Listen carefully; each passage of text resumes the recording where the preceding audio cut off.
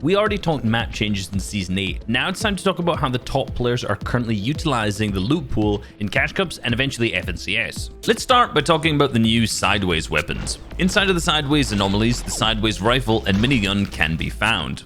These new variants of the rifle and minigun pack a huge punch when used correctly.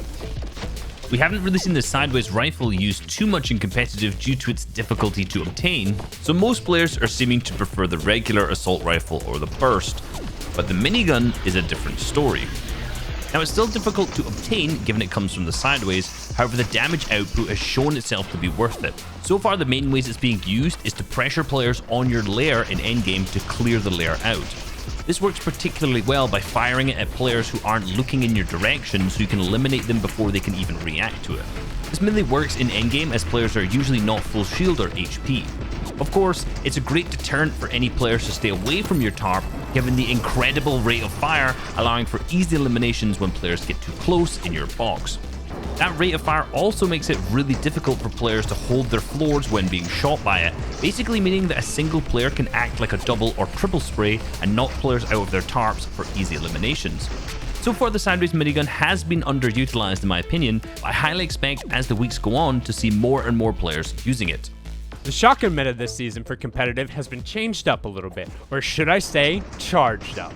That's right, the charged shotgun is back, baby, and that means you're likely to hear plenty of hissing, as it's not uncommon for at least one member of Trio to opt into this weapon, like Tragix, who has won 3 of the most recent Trio tournaments.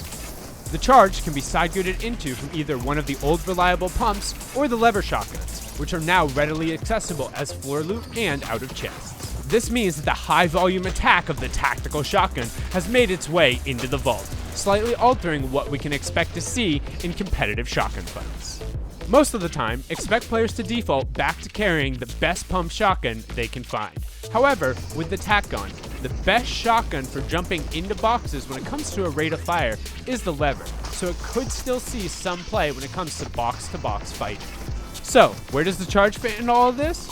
Well, either on low ground control, hanging out at the back of their own box and trying to sneak fully charged shots on unsuspecting ankles from 1 to 2 grid spaces away, or up on the high ground as a great way to punish both players who peek out a few layers below, or defend your teammates from potential retakes via launch pads and the re-added shadow forms.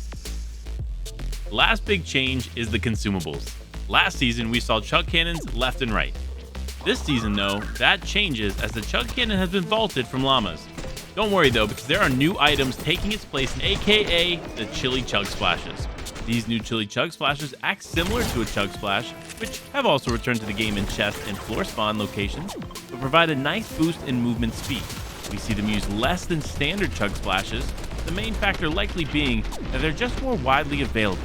While they are great to carry throughout the game, they are most effective in the end game, though they can be used to rotate in the 3rd through 5th zones as well. For example, in the first Trio Cash Cup of the season, Queasy pulls an unfavorable 6th zone. They had already claimed low ground, so they had to go through a ton of old builds. They get into a tough spot, and they all get damaged. They use the chili chug splashes to heal up, out-heal the active storm surge, and then utilize the advanced movement speed to tank zone at the edge of the front side of low ground. Eventually, this wins them the game from that position. Another consumable added this season are the Shadow Stones and Cube Floppers. These work the exact same way, but have 2 different ways to acquire them. The Shadow Stones can be found in the crash site areas across the map and can't be held. The Cube Flopper, however, can be held, but is only found out of fishing spots. They both put you in a ghost state and give you increased mobility and a phase mechanic.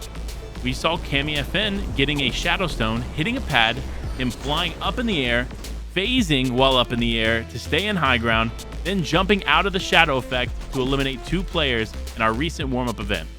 This is just one of many ways these incredible additions can be used. With all these changes, which items are you most excited to see in competitive play? We're looking forward to seeing these new changes in action, but until then, we'll see you on the battle bus. Beep beep!